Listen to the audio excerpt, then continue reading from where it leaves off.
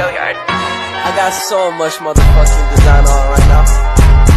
Break it down, bring it back, make it clap. I got 3 old thoughts, new guap, wear that dick, bitches on my line. Shalom Bapak Ibu Saudara-saudara, terima kasih kesempatan yang indah ini. Saya perkenalkan, nama saya Solidaritas Gule, saya sekolah tinggi di Teologi Anugerah Misi Nias Barat, saya prodi Teologi semester 3. Dalam kesempatan ini saudara-saudara, saya menjelaskan kepada kita teologi antropologi dan teologi hermatologi. Yang pertama-tama kita belajar yaitu tentang teologi antropologi. Teologi antropologi secara etimologis berasal dari bahasa Yunani yaitu anthropos yang artinya manusia dan logia yang artinya ilmu. Jadi teologi antropologi adalah ilmu yang mempelajari tentang manusia. Dalam Perjanjian Baru, manusia yaitu anthropos dalam bahasa Yunani pneumatos yang artinya adalah manusia yang dipimpin oleh roh. Doktrin atau ajaran manusia dalam teologi sistematika. Dalam sistematika manusia sangat penting karena manusia adalah objek utama yang diciptakan terlebih dahulu Tuhan. Tuhan menciptakan manusia dari segala sesuatu. Tentang hakikat manusia secara psikofisik dan sejarahnya dilihat dari peradaban manusia secara umum. Lanjut teman-teman, kita belajar tentang asal mula manusia. Ada beberapa pandangan para ahli mengatakan bahwa ada yang mengatakan asal mula manusia itu proses alamiah, ada juga yang mengatakan bahwa berevolusi, dan juga mengatakan bahwa asal mula manusia itu adalah kehidupan yang sudah hancur, lalu Tuhan kembali menciptakan dunia yang baru. Dan menurut Alkitabiah yang kita percaya saat ini adalah Alkitabiah yang menurut kita adalah keturunan yang menjadi nenek moyang kita adalah Adam dan Hawa. Menurut Alkitabiah yang kita percaya saat ini, manusia diciptakan oleh Allah sendiri. Allah yang menciptakan karya Allah diri kita yang Dia bentuk dari tangannya sendiri melalui debu tanah. Setelah Ia menciptakan bumi dan langit, tumbuh-tumbuhan, bintang, dan segala benda-benda yang ada di bumi ini atau di dunia ini, Dia menciptakan manusia. Dia berbicara di ayatnya yang kedua, di pasal yang ke-1 yaitu baik kita jadikanlah manusia, dan jadilah demikian. Dia membuat dari tangannya sendiri, dari karyanya sendiri.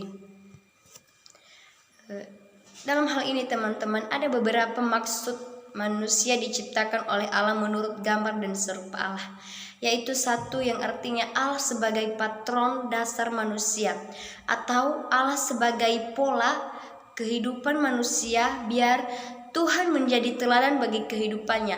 Tuhan adalah pola dan manusia yang meneladaninya, yang menurutinya. Kedua yaitu manusia yang mencerminkan Allah. Yang artinya saudara-saudara, kita mencerminkan Allah mulai dari keteladanannya, mulai dari kepemimpinannya. Apapun yang Dia lakukan adalah kasih. Melalui kasih kita bisa melakukan hal-hal yang mencerminkan kehidupan Allah dan karakter Allah sendiri. Yang ketiga teman-teman, manusia seperti Allah tetapi bukan Allah. Yang artinya itu Allah memberikan potensi kepada manusia, dan manusia itu mempertanggungjawabkan potensi yang diberikan Allah itu kepada manusia. Biar semuanya kebutuhan manusia tercukupi dan memperlengkapi kehidupan manusia. Saudara-saudara yang terkasih, dalam rupa-rupa Allah ini adalah kita adalah sebagai, bukan berarti kita seperti Allah, kita seperti wajah Allah, kita seperti tubuh Allah, bukan teman-teman. Yang kita ambil dari rupa Allah yaitu bagaimana dengan karakternya, bagaimana dengan pemimpinannya kehidupan kita. Yang keempat, teman-teman, harus mewakili Allah, yang artinya manusia sebagai gambar dan rupa Allah bertujuan untuk meneruskan karya Allah. Bukan yang berarti Allah berhenti berkarya. Allah terus berkarya dalam hubungan penciptaan yang lainnya. Manusia ditentukan sebagai wakil Allah di bumi.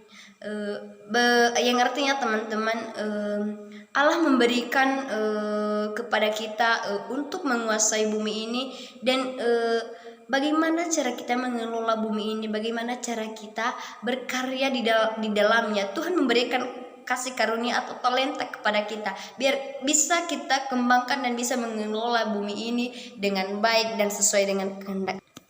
Pada saat ini juga, teman-teman, saudara-saudara, kita juga membahas tentang manusia diciptakan secara istimewa.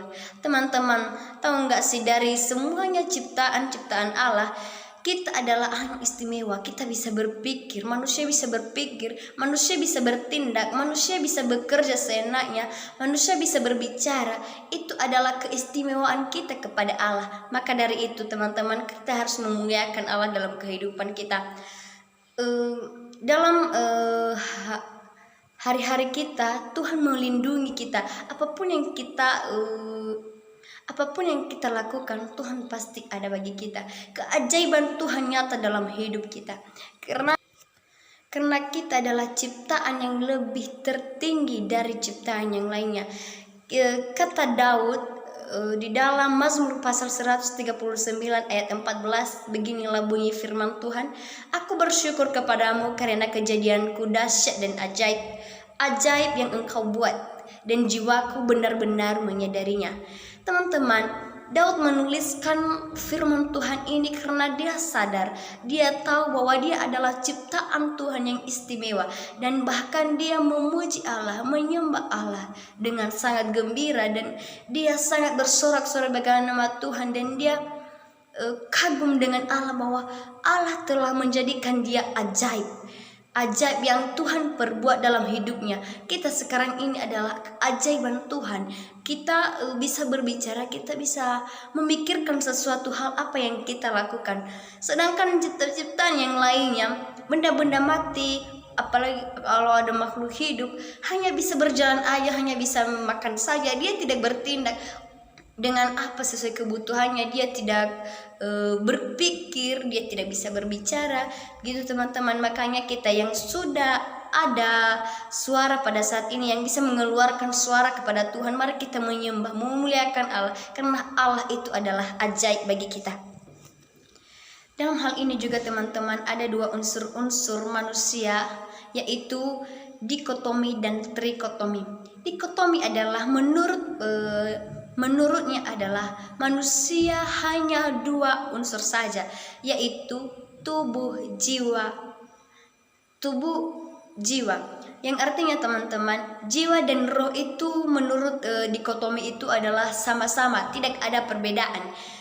Dia sama-sama adalah membutuhkan. Sedangkan trikotomi yaitu unsur-unsur yang dia pakai yaitu 3, satu tubuh, jiwa, dan roh. Menurut trikotomi, roh itu adalah sangat bermanfaat dan penting bagi kehidupan kita, antara hubungan kita dengan Allah. Yang menyatakan, yang memberikan dan mempersembahkan tubuh dan jiwa itu adalah roh yang menyampaikan kepada Tuhan apa yang kita lakukan dan apa yang kita puji-pujian kita, penyembahan kita. Roh lah yang menyampaikannya kepada Tuhan. Itu adalah relasi kita dengan Tuhan, roh itu. Makanya kita di sini adalah percaya bahwa pandangan trikotomi itu adalah sangat benar dan memang benar-benar dan ajaib, dan kita bisa juga mengerti dan masuk akal bagaimana pemandangannya itu tentang Roh Kudus itu. Di sini juga, teman-teman, ada beberapa potensi manusia, yaitu potensi rohani. Potensi rohani ini yang berarti adalah Allah menciptakan manusia dengan menghembuskan nafasnya, biar roh Allah masuk di dalam kita, dan roh itu menjadi relasi kita, ada hubungan kita kepada Tuhan, bisa kita berkomunikasi kepada Allah kita, dan apapun yang kita bicarakan kepada Allah, Dia bisa mendengarkan kita dan Dia bisa menjawab. Kedua yaitu potensi moral. Yang moral yang artinya adalah karakter, sikap. Tuhan memberikan potensi kita moral adalah karena biar kita bisa menjaga kesucian kepada Allah, biar kita bisa memuji menyembah Allah, dan kita bisa memberikan potensi moral sebagai suatu hubungan antara sesama diri sendiri dan alam semesta. Moral merupakan adalah elemen penting yang sangat berguna bagi masyarakat, alam semesta, dan terlebih-lebih menjaga kesucian Allah. Yang ketiga teman-teman, potensi rasio. Allah memberikan kepada kita adalah potensi rasio karena Allah juga berpikir. Dan Dia memberikan kita rasio, yaitu biar kita bisa berpikir apa tindakan yang kita lakukan yang baik, apa yang kita harus berikan kepada Tuhan, apa yang harus kita persembahkan kepada Tuhan. Makanya Tuhan memberikan kita potensi rasio. Yang keempat teman-teman, potensi berkuasa. Allah memberikan kita potensi bagaimana kita berkuasa, bagaimana kita berkuasa di bumi ini untuk memanajemenkan bumi ini dan untuk mengelola bumi ini dan memberikan nama-nama kepada binatang-binatang seperti yang diberikannya kepada manusia pertama Adam dan Hawa. Dia menyuruh Adam dan Hawa untuk memberikan nama-nama kepada binatang-binatang dan memberikan biar bisa berpikir dan bisa memberikan yang terbaik kepada Tuhan. Kelima teman-teman, potensi kreatif. Allah juga memberikan kita potensi kreatif yang artinya adalah Dia bisa memberikan kita kreativitas biar karya kita semakin berkembang, biar kita bisa memberikan yang terbaik kepada sesama kita, kepada alam semesta kita, biar bisa kita melestarikan alam semesta kita ini dengan baik dan supaya Tuhan terpuji di atas kerajaan surga. Kecerdasan mengembangkan potensi manusia. Ada beberapa kecerdasan, yaitu satu, intelligence quotient atau EQ merupakan kecerdasan secara intelektual.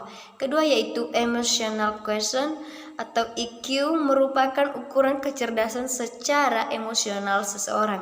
Yang ketiga yaitu spiritual quotient atau SQ merupakan ukuran kecerdasan dari segi spiritual. Baik saudara-saudara, sekarang kita tiba di pengajaran teologi harmatologi. Secara etimologi, harmatologi berasal dari dua kata, yaitu kata Yunani harmatia, tidak mencapai target atau tidak mencapai sasaran, disebut dosa, dan logos yaitu ilmu. Jadi harmatologi adalah ilmu yang mempelajari tentang dosa. Asal mula dosa. Dosa tidak berasal dari Allah. Dosa berasal dari malaikat Lucifer. Karena Lucifer ini adalah malaikat Tuhan yang Tuhan percayakan di kerajaan surga sebagai penyembah Tuhan. Dan Lucifer ini adalah sombong. Dia mau menamaikan nama Yesus, nama Tuhan. Dia mau menguasai seluruh bumi, dia mau menguasai seluruh dunia ini. Dan Tuhan tidak memberikan kesempatan padanya, bahkan Tuhan tidak membiarkan dia menguasai ini. Tuhan mengalahkannya. Bahkan Tuhan membuangnya di bumi ini, itu adalah asal mula dosa. Kejatuhan manusia dalam dosa adalah iblis atau Lucifer itu memakai ular untuk bertemu dengan manusia pertama, yaitu Adam dan Hawa. Dia mencobai Adam dan Hawa. Dia mencobai, apakah engkau sudah disuruh Tuhan tidak memakan pohon taman Eden? Tetapi apa yang terjadi saudara-saudara, Hawa manusia pertama, yaitu dia memakan dan dia percaya kepada iblis tersebut bahwa dia akan hidup sama seperti Allah jikalau dia memakan buah pohon tersebut. Malaikat ini saudara-saudara makhluk yang mempunyai kehendak bebas, yaitu Lucifer. Kita bisa lihat dari 1 Yohanes pasal 3 ayat 8 dan Yudas pasal 6. Lucifer adalah seorang malaikat. Karena kesombongannya dia jatuh dan mau menjadi seperti Allah yang menguasai seluruh isi bumi. Oke teman-teman, kita tiba di universitas dosa atau dosa yang umum. Dosa ini adalah semua orang, tidak ada yang tidak berdosa. Seperti yang dikatakannya di Roma pasal 3 ayat 23, semua orang telah berbuat dosa dan telah kemuliaan Allah. Anak kecil pun, yang baru lahir pun, sampai kita dewasa, kita mempunyai dosa. Apa dosa yang kita punya? Yaitu teman-teman, ada dosa pribadi, ada dosa keturunan, dan ada dosa yang lainnya. Teman-teman, dosa keturunan ini adalah dosa yang dilakukan oleh nenek moyang kita Adam dan Hawa pada zaman itu. Pada zaman nenek moyang kita, mereka melakukan dosa, dan dosa itu adalah turun-temurun bagi kita, tidak terlepas dari kehidupan kita. Dan bahkan kita juga sampai sekarang ini banyak yang berbuat dosa sebenarnya, banyak yang melakukan hal-hal, bahkan mereka pun hamba-hamba Tuhan pada saat ini pun banyak yang masih belum bertobat.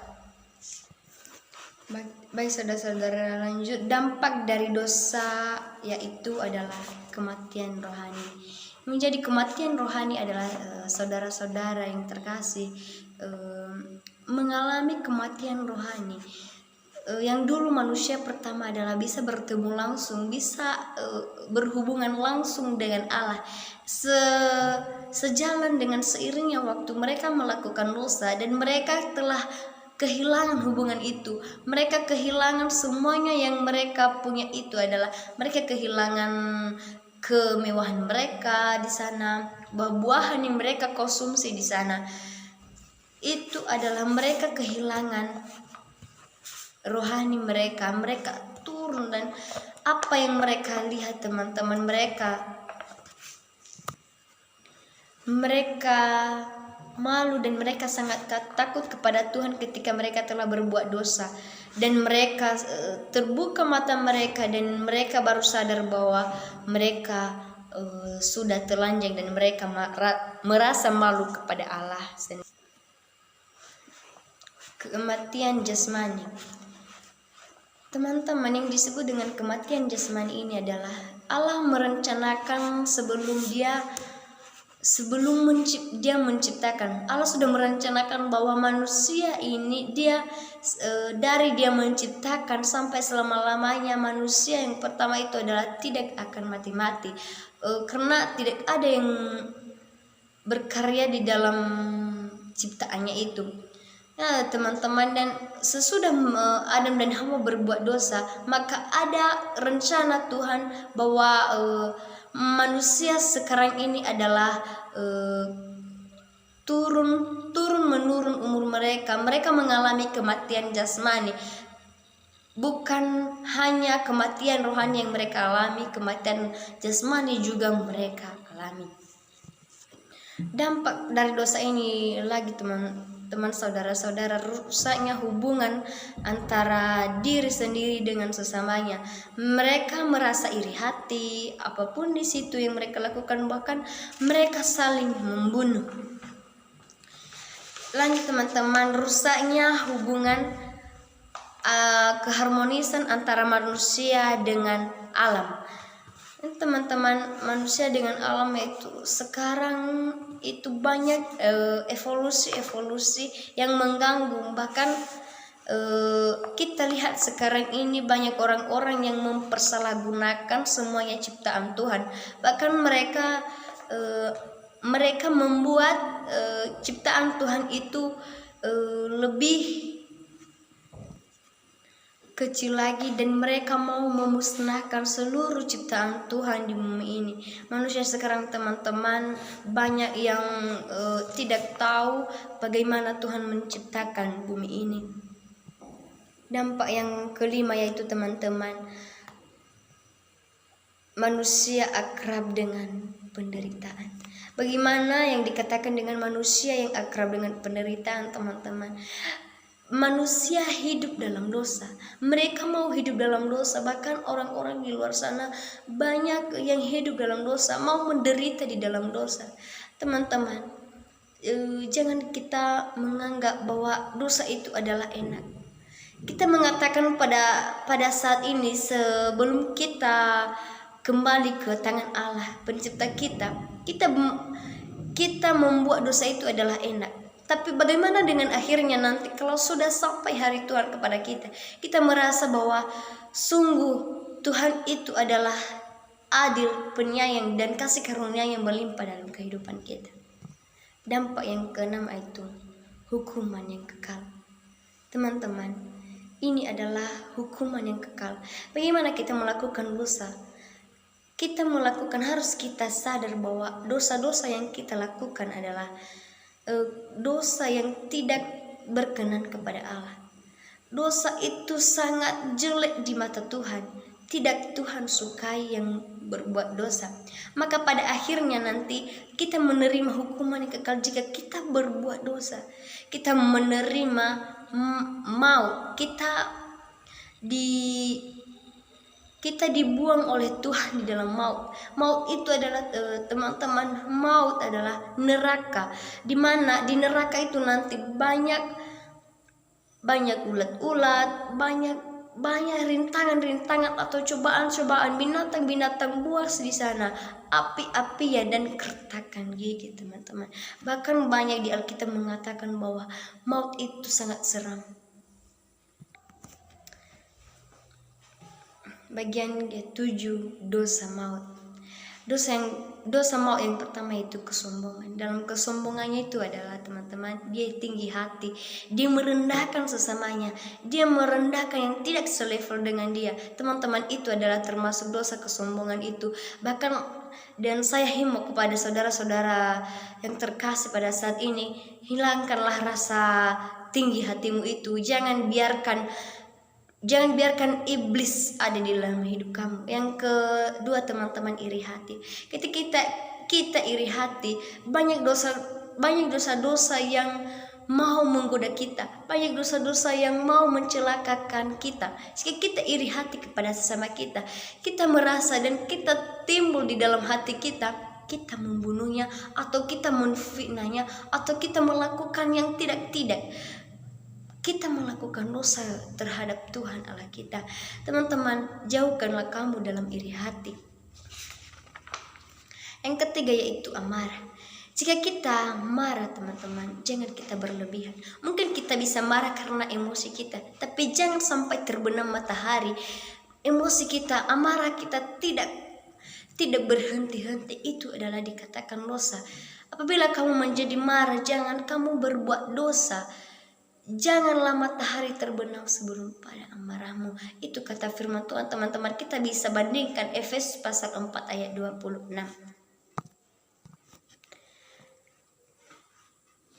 Dosa yang keempat yaitu ketamakan. Ketamakan adalah manusia yang tidak pernah mencukupkan diri sendiri, manusia yang mau ditambah-tambahkan saja, yang mau diberkati saja. Dia egois, dia tidak mau memikirkan bagaimana penderitaan orang lain di luar sana, bagaimana penderitaan yang ada di sebelah kanannya, di sebelah kirinya, yang ada di depannya, yang ada di lingkungannya tersebut. Dia hanya memikirkan dan dan tidak tercukupkan atas kehidupannya. Teman-teman, mari kita mencukupkan dan bersyukur kepada Tuhan. Apa yang sudah Tuhan berikan dalam hidup kita adalah Tuhan sanggup memulihkan segala sesuatu, dan Tuhan sungguh ajaib dalam hidup kita. Dia memberikan kita kuasa, Dia memberikan kita kedamaian, Dia memberikan kita semuanya apa yang kita minta kepada. Dosa yang kelima yaitu, teman-teman, hawa nafsu. Jangan kita biarkan hidup kita menjadi menjadi budak dan menjadi nafsu tinggi. Salomo jatuh karena dia terlalu tinggi nafsunya. Salomo mempunyai istri sekitar 3.000 dan Salomo jatuh di situ dan terus bangkit lagi, dan bahkan ia benar-benar bertobat dan meminta ampun kepada Tuhan. Dosa yang keenamnya itu adalah kemalasan. Kemalasan teman-teman menimbulkan dosa. Kita malas, kita tidur terus teman-teman. Kita tidak bisa mencapai tujuan dan target kita. Bahkan kebutuhan kita setiap hari kita tidak bisa mencukupkan segala kebutuhan kita. Makanya jika kita tidur, kita tidak ada kebutuhan kita, timbul di dalam hati kita, apa yang saya makan, apa yang harus saya perbuat, bagaimana saya bisa mendapatkan ini, bagaimana saya bisa mendapatkan ini. Kenapa bisa kita mendapatkannya jika kita tidak bekerja, jika kita hanya tidur saja? Teman-teman, jangan bermalas-malasan. Timbul di dalam hati kita nanti kalau kita malas, itu bagi mencuri. Timbul di dalam hati kita bagaimana kita bisa mengambil sama seseorang yang dia punya itu. Teman-teman, jangan kita bermalas-malasan. Mari kita hidup dalam Tuhan. Berdoalah kepada Tuhan. Kuasa doa nyata dan kuasa doa pasti dijawab oleh Tuhan. Penyelesaian dosa. Penyelesaian dosa teman-teman, hanya Allah yang bisa menyelesaikan dosa kita. Hanya Allah yang mampu menebus kita dari dosa-dosa. Hanya Allah yang mampu dan sanggup menyelamatkan kita dari dosa-dosa kita. Allah atau Yesus, anak Allah sendiri rela mati di kayu salib hanya untuk menebus dosa saya dan dosa saudara-saudara. Makanya sampai sekarang kita teman-teman, kita percaya bahwa Tuhan Yesus datang ke dunia untuk memberikan kita kedamaian dan untuk menebus dosa-dosa. Apa dosa yang kita perbuat, Tuhan sudah menebusnya dalam kehidupan kita jika kita percaya. Yang dikatakan di Yohanes 3 pasal 16, karena begitu besar kasih Allah akan dunia ini sehingga ia mengaruniakan anak yang tunggal supaya setiap orang yang percaya kepadanya tidak binasa melainkan beroleh hidup yang kekal. Demikian yang saya sampaikan saudara-saudara. Jika ada kata-kata yang kurang berkenan, mohon maaf sedalam-dalamnya. Terima kasih. Shalom.